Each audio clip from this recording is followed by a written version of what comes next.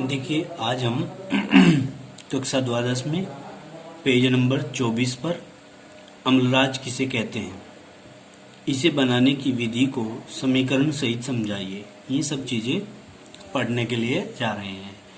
तो हमारा टॉपिक है अम्लराज, जिसको हम कहते हैं एक्वा रेजिया। क्या कहते हैं? Aqua regia. अब देखो, एक आयतन सांद्र नाइट्रिक अम्ल HNO3 व 3 आयतन, यहां पर लिखेंगे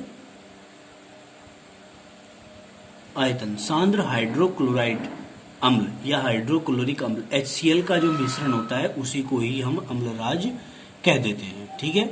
अब देखिए, अम्लराज को मुक्त क्लोरीन की उपस्थिति के कारण प्रबल ऑक्सीकारक व विलायकीकरण का गुण आ जाता है। इसके अंदर प्रबल ऑक्सीकारक गुण और विलायकीकरण का गुण आ जाता है, यानी कि ये ऑक्सीकरण भी बहुत तेजी से करता है और घोलने का काम भी अपने अंदर बहुत तेजी से करता है पदार्थों को। इसमें उत्कृष्ट धातुएं जैसे Au मतलब गोल्ड, Pt प्लेटिनम आदि भी घुल जाती हैं। ठीक है। अब देखो रिएक्शन क्या है इसकी।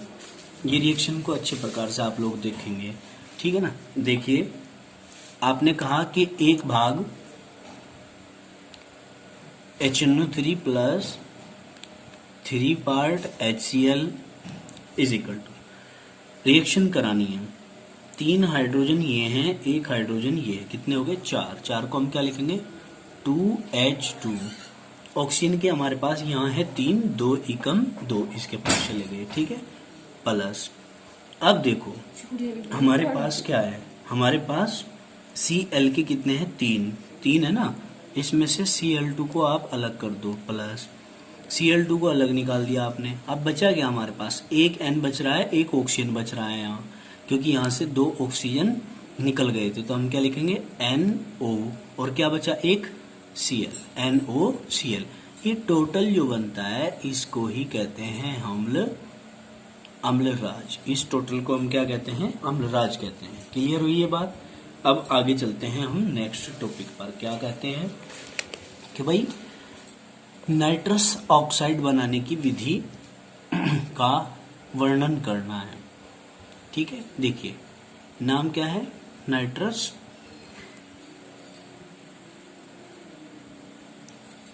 Oxide. Formula N2O। Simple name क्या है? हंसाने वाली गैस। हंसाने वाली गैस के नाम से हम इसको जानते हैं।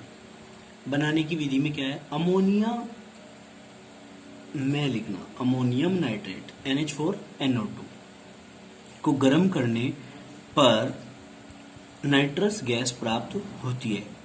NH4NO3 होता है अमोनियम नाइट्रेट। इसको गर्म करते हैं तो हम क्या कहते हैं कि नाइट्रस ऑक्साइड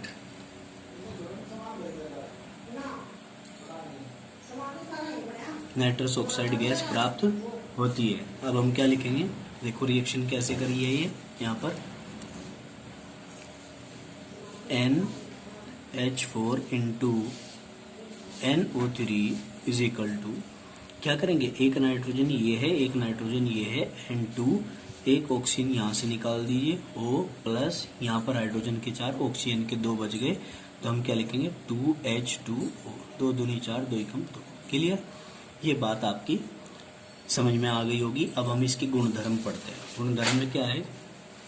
देखिए, विशेष रूप से यहाँ पर बनाने की विधि के साथ गुणधर्म भी बताए गए हैं। क्या है कि यह एक रंगहीन, हल्की, मीठी गंध वाली गैस है।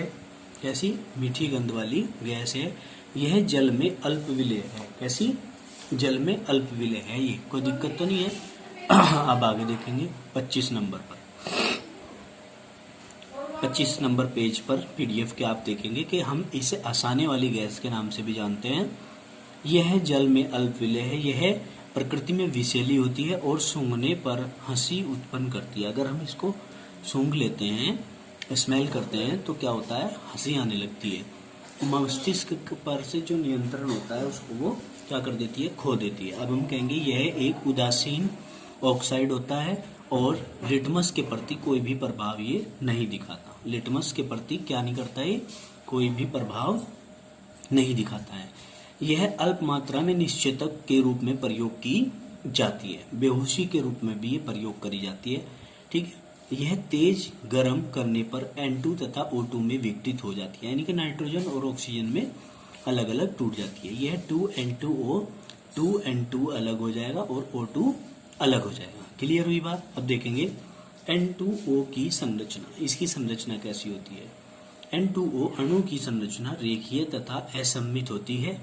इसका द्विध्रुव आघूर्ण बहुत कम, मतलब 116 डायोप्टर, डी लिखा हुआ है, ये जीरो मत समझना इसको हम डी कहेंगे, डी मतलब डायोप्टर होता है।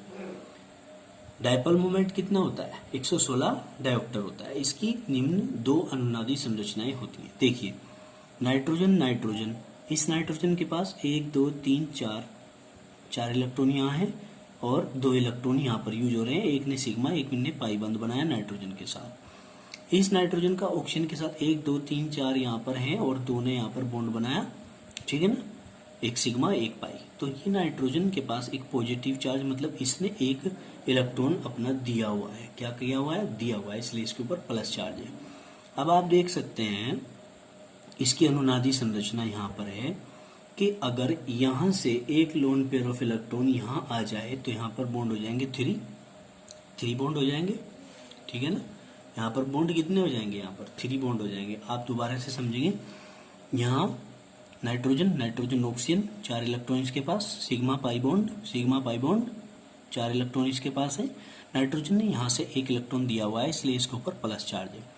और नेक्स्ट स्ट्रक्चर में आप लोग देखेंगे, यदि यहाँ से ये वाला जोड़ा इलेक्ट्रॉन का एक जोड़ा यहाँ बॉन्ड के रूप में आ जाता है तो बॉन्ड हो जाएंगे ट्रिपल बॉन्ड, एक सिग्मा 2 पाई हो जाएगा, ठीक है ना। और यहाँ से ये बॉन्ड के इलेक्ट्रॉन यहाँ पर डिलोकलाइज, जब ये यहाँ से यहाँ आएगा तो यहाँ से यहाँ जाएंगे, तो सिग्मा बॉन्ड एक हो गया, 2 पाई हो गई, यहाँ से एक बॉन्ड के इलेक्ट्रॉन यहाँ गए, बॉन्ड रह गया सिंगल, ठीक है। 2 4 6 इलेक्ट्रॉन इसके ऊपर आ जाएंगे, 4 थे ना, 2 और आ जाएंगे।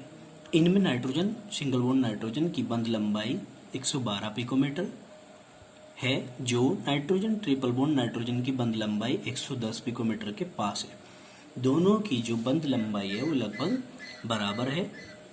नाइट्रोजन ऑक्सीजन की बंध लंबाई 119 पिकोमीटर है, जो नाइट्रोजन डबल बॉन्ड ऑक्सीजन की बंध लंबाई 116 पिकोमीटर के पास है। जो नाइट्रस ऑक्साइड CO2 से सम इलेक्ट्रॉनिक है। नाइट्रस ऑक्साइड जो होता है वो CO2 के क्या होता है? सम इलेक्ट्रॉनिक होता है, समान इलेक्ट्रॉन इसमें होते हैं, ठीक है। Nitrogen nitrogen oxygen, nitrogen nitrogen के बीच 112 पिकोमीटर, नाइट्रोजन ऑक्सीजन के बीच 119 पिकोमीटर होता है। क्लियर हुई बात? ये आप लोगों की समझ में आ गया होगा। अब हम इसके बाद नया टॉपिक लेकर चलते हैं अपना फास्फोरस। क्या? फास्फोरस, जिसको हम नए टॉपिक में पढ़ रहे हैं। थोड़ा सा जनरल जो चीज़ें हैं वो हम इसी वीडियो में पढ़ लेते हैं। क्या? फास्फोरस क्या होता है, ये समझने की बात है। फास्फोरस हड्डियों की राख में पाया जाता है, ठीक। ब्रांड नामक एक वैज्ञानिक हुए थे, उन्होंने बताया, ये हमारा नया टॉपिक है, फास्फोरस नया टॉपिक है। ब्रांड नामक वैज्ञानिक ने 1669 में फास्फोरस की खोज की थी और रॉबर्ट बायल ने 1681 में ठोस फास्फोरस बनाने की विधि विकसित की। तत्पश्चात सीले नामक वैज्ञानिक ने 1717 में हड्डियों की राख से फास्फोरस प्राप्त किया। क्या? हड्डियों की राख बनाई और उससे फास्फोरस निकाला। लेवासिए नामक वैज्ञानिक ने 1777 में सिद्ध किया कि फास्फोरस एक तत्व है, यानी कि लेवासिए ने फास्फोरस को तत्व के रूप में सिद्ध कर दिया कि ये एक तत्व होता है।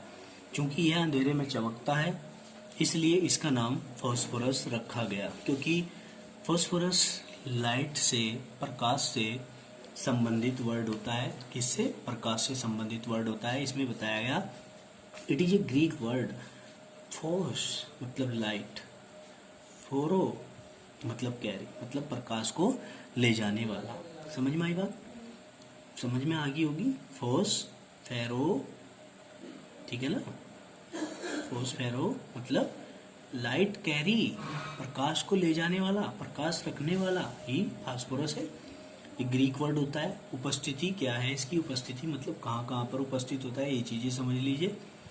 प्रकृति में संयुक्त अवस्था में पाया जाता है तथा मुक्त अवस्था में नहीं पाया जाता, मतलब कंबाइंड फॉर्म में ही ये आप लोगों को इस एटमॉस्फेयर में मिलेगा, क्योंकि यह वायु से क्रिया करके ऑक्सीकृत हो जाता है।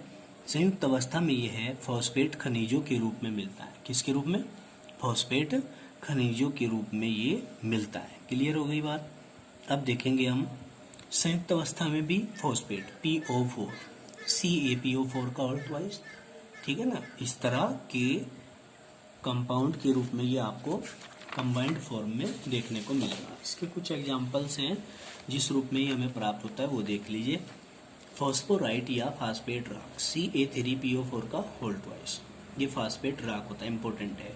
फ्लू और एपेटाइट, फ्लू और एपेटाइट का CA5PO4 का होल थ्राइस इंटू F, ये होता है फ्लू और एपेटाइट। अब क्लोर एपेटाइट, अगर फ्लोरीन की जगह क्लोरीन लगा दिया तो क्लोर एपेटाइट हो गया, CA5PO4 का होल थ्राइस इंटू Cl। अब आगे पढ़ेंगे कुछ जानकारी, जनरल इंफॉर्मेशन से ही। फास्फोरस सभी वनस्पति और जीव जंतुओं का आवश्यक अवयव है। दांतों और हड्डियों में यह कैल्शियम फास्फेट CA3PO4 का होल ट्वाइस के रूप में उपस्थित रहता है। यह मस्तिष्क में रक्त, बोन मैरो, अंडों के पीतक, है ना, तथा शरीर के अन्य भागों में, ठीक है भाई, क्या कहा, ग्लिसरोफॉस्फेट या लेसिपिन के रूप में पाया जाता है। इस रूप में ये फास्फोरस हमें प्राप्त हो जाता है। अब फास्फोरस के हम प्रकार पढ़ेंगे। सम नंबर 1 सफेद फास्फोरस या पीला फास्फोरस, फॉर्मूला है इसका P4। ये नया टॉपिक फास्फोरस के अंदर ही नया टॉपिक है, यहाँ से चल पड़ा है। अब इसको हम नेक्स्ट वीडियो में पढ़ेंगे। फास्फोरस के प्रकार में सफेद फास्फोरस। अब देखिए हम क्या कहें, सफेद फास्फोरस फास्फेट राख CA3PO4 का होल ट्वाइस या हड्डी की राख से प्राप्त किया जाता है। इसके निष्कर्षण की 2 विधियां हैं। कौन कौन सी विधियां हैं? 2 विधियां। नंबर 1 रिटार्ड विधि, नंबर 2 विद्युत तापीय या आधुनिक विधि। ये 2 विधियां हैं, ये हमने पढ़नी है। नेक्स्ट वीडियो में हम आप लोगों को इस टॉपिक के साथ मिलेंगे। धन्यवाद।